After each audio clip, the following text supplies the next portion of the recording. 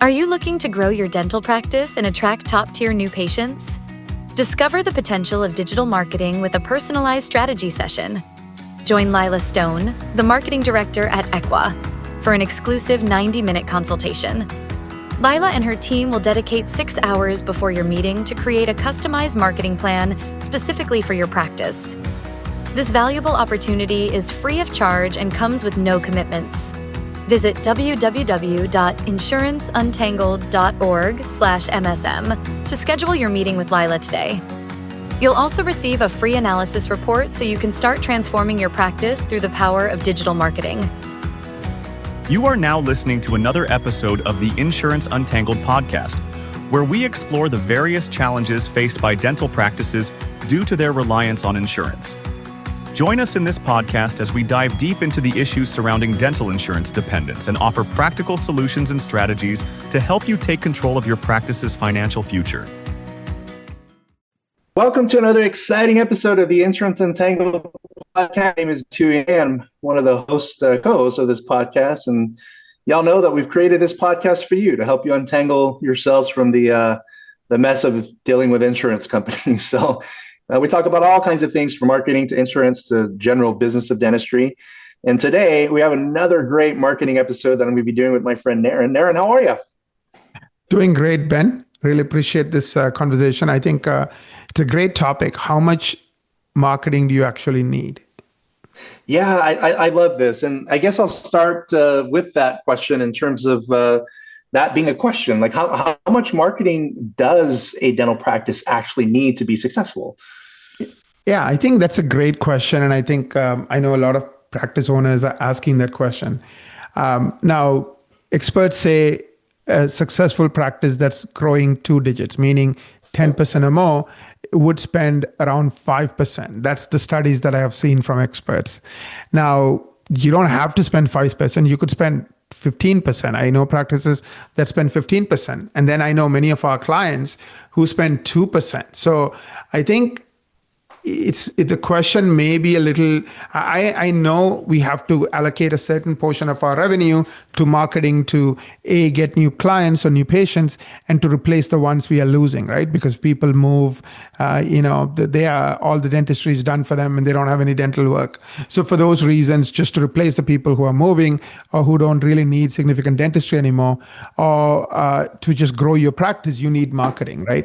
So I think that benchmark of 5%, I think is a good benchmark. I know most successful practices that I know of spend, 5% or so, but over time you can also reduce it. Like I have clients who spend less than 1% on marketing. And I think that's because the strategies they use, some strategies are more effective than others. For example, the 4 top strategies that I can think of, obviously all within digital. And the reason I'm picking on digital is because, 95% of new patients today find a dentist through digital. Very less than 5% actually use, newspapers and radios and TV today to find a dentist. So let's assume 95% is the full market. So within that market, you have 4 options. You have search engine optimization, you have Google ads, and you have social media celebrity marketing. So in other words, you are somebody famous and you have tens of thousands of followers. And when you post something, you get thousands of people looking at it. So let's call it, organic social media or celebrity or influencer marketing. And then the last but not least, it's social media ads. So 2 types of ads, either on Google ads, which is SEO ads, or social media ads, and then organic social media or SEO. So anyways, now if I were to just compare Google ads versus Google SEO, Google ads, for example, are at least 5 times more expensive versus Google ads. And Google ads are at least 5 times more expensive than SEO. And the reason for that is SEO, people trust, right? When you rank, they go to Google to find out what Google thinks, not to see the ads. So when they click on an ad, they don't trust the ad. So the average person coming through an ad will only give you 15 seconds versus the average person who clicks on an organic listing will give you 90 seconds. So if you have a SEO-driven campaign where most of your patients are coming from SEO, your cost of acquiring those patients would be 1/5. Now, SEO does take time. That's the catch, right? It takes at least a year and a lot of work in that year for you to get to that top 5%. But once you're in that top 5%, it's much, much, much easier to get a significant advantage in terms of cost. I have clients who get 60 patients, 50 patients, and many of them are spending less than 1% of their revenues in terms of marketing, right? So that's a wonderful place to be. Versus I also know other clients, when they come to us, for them to get the same 60 patient, they're spending 4% of their revenue, 5% of their revenue, some even like as high as 7% of their revenue. So now a lot of doctors give up and say, you know what, I cannot never reduce my marketing costs. So they end up spending 5, 7%, even 10% of revenues. Now, if you're in that boat, you should really listen carefully, because I think if you base your marketing on SEO, you can over time cut down that cost and save tens of thousands of dollars or even hundreds of thousands of dollars over time. Because, imagine instead of spending 7,000, you're spending 1,500. In a year, that's a savings of more than $60,000. So it can make a massive difference in the amount of money you spend.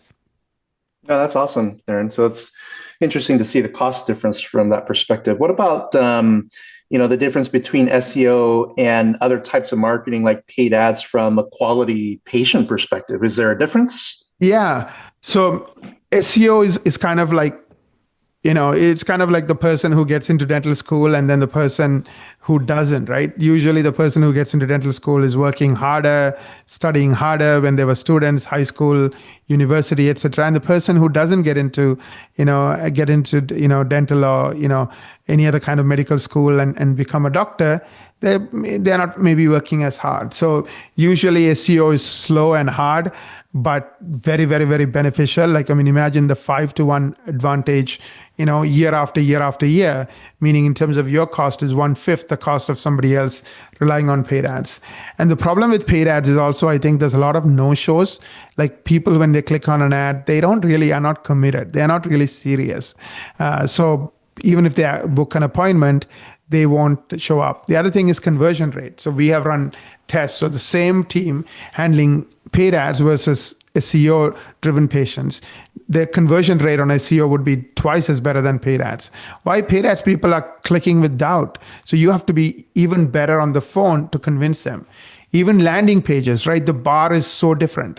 So if you have a landing page that is not spectacular with cases and, easy, compelling videos from the doctor, it's hard to convert that patient through a paid ad. Versus through SEO, it's easier because they trust you and they believe in you. And therefore, even if you don't have as many cases as you would for paid ads, you would still convert.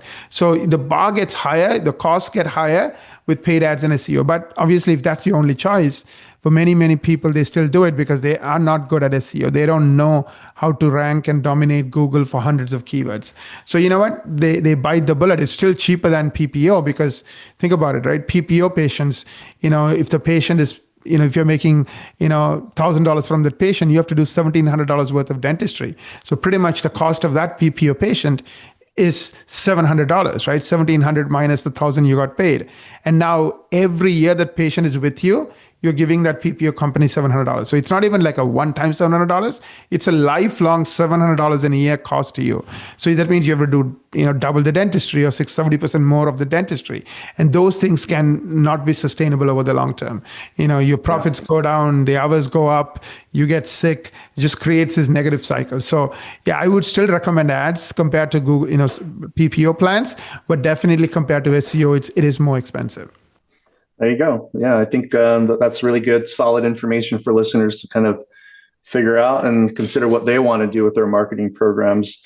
Next question I have for you, Naren, is why do I need a clear marketing strategy to succeed? Does it even matter in terms of having like a well thought out and clear strategy compared to just picking something and going with it?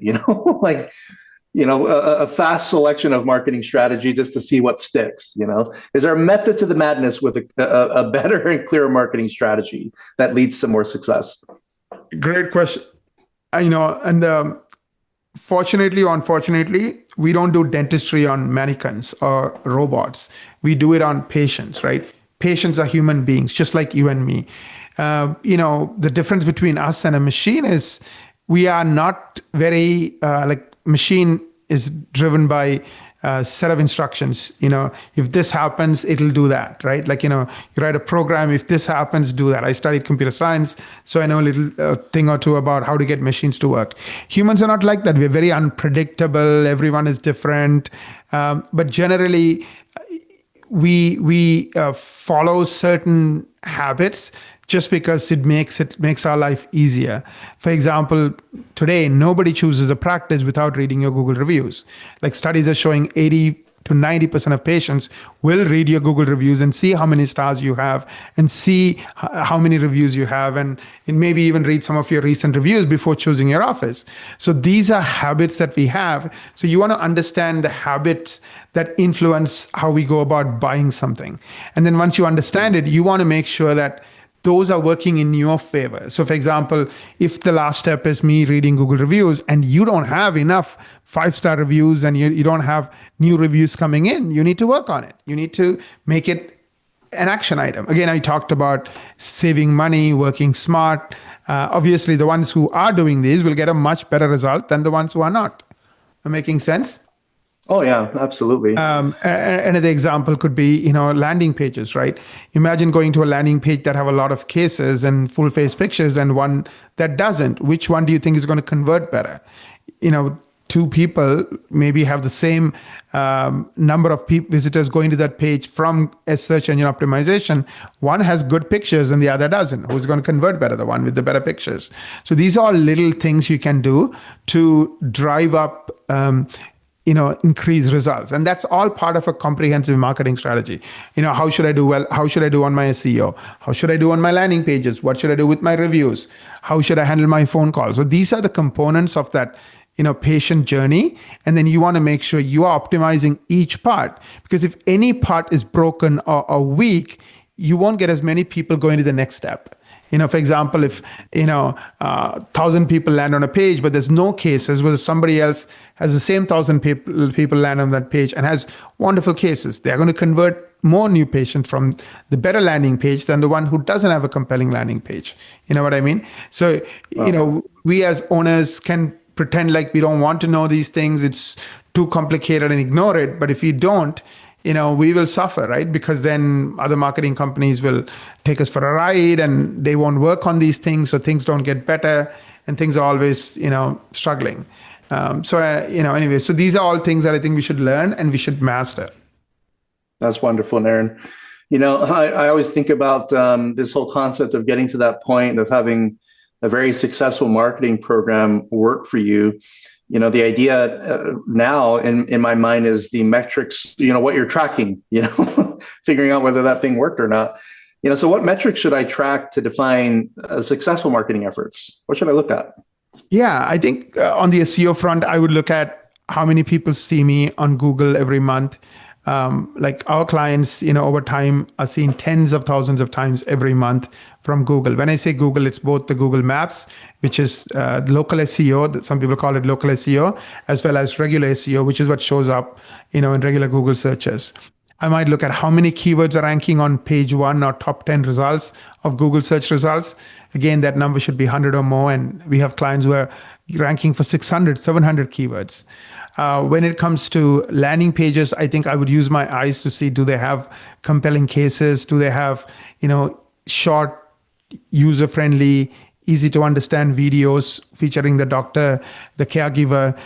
So those are things I would look at on the landing pages. Now on the phone experience, I would look at conversion rate. What percentage of my new patients are booking for appointments versus not? Because again, if that piece is weak, then again, you would have a leakage. Now the problem with leakage is your marketing costs go up. So let's say your phone experience is only converting 35%. You need 3 times as many patients because only 1 out of 3 is going to book.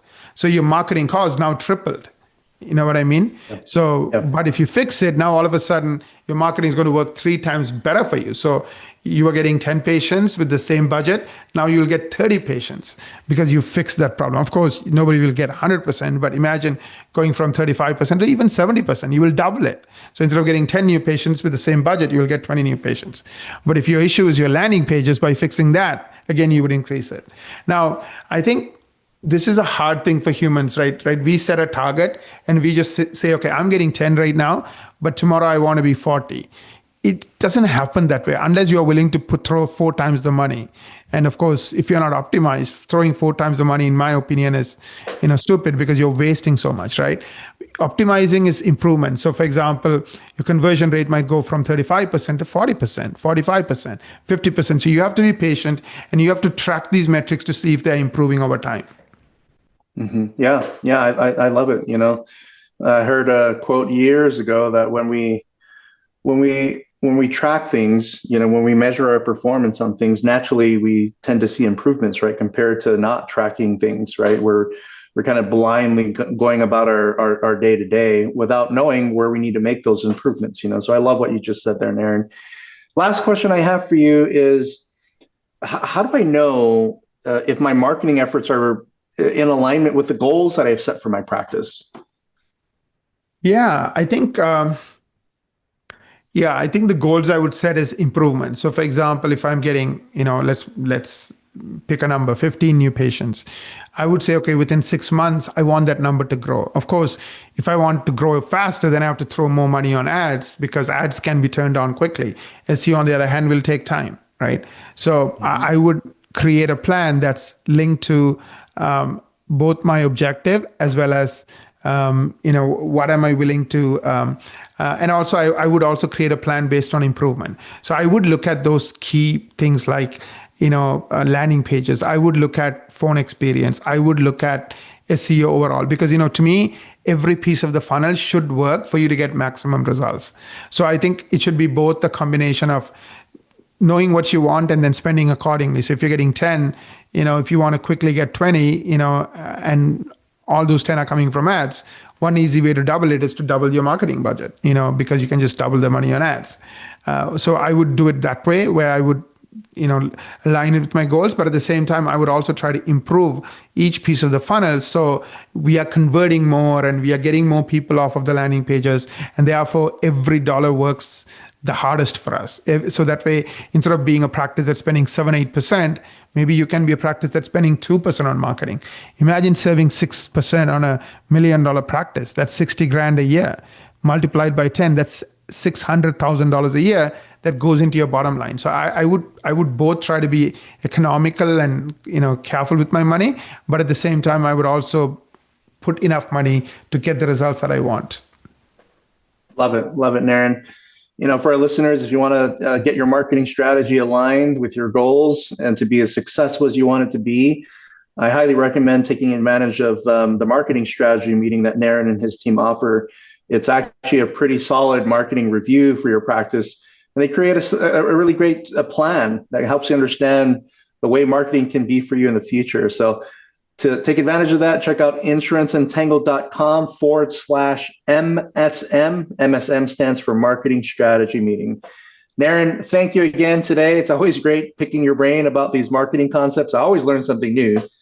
And of course, it's just amazing just to watch you kind of dissect these concepts and piece them together for us to understand. So thank you, Naren. And I want to thank our listeners for joining us again today on another amazing episode of the Insurance Untangled podcast. If you like today's episode, don't forget to share this with your friends on social media and give us some likes or reviews as well. That helps other doctors find our content. Don't forget to check out insuranceuntangledcom for future webinars and episodes that might relate to you. You never know. But until we meet again, folks, just want to wish all of y'all the best of success. Take care now.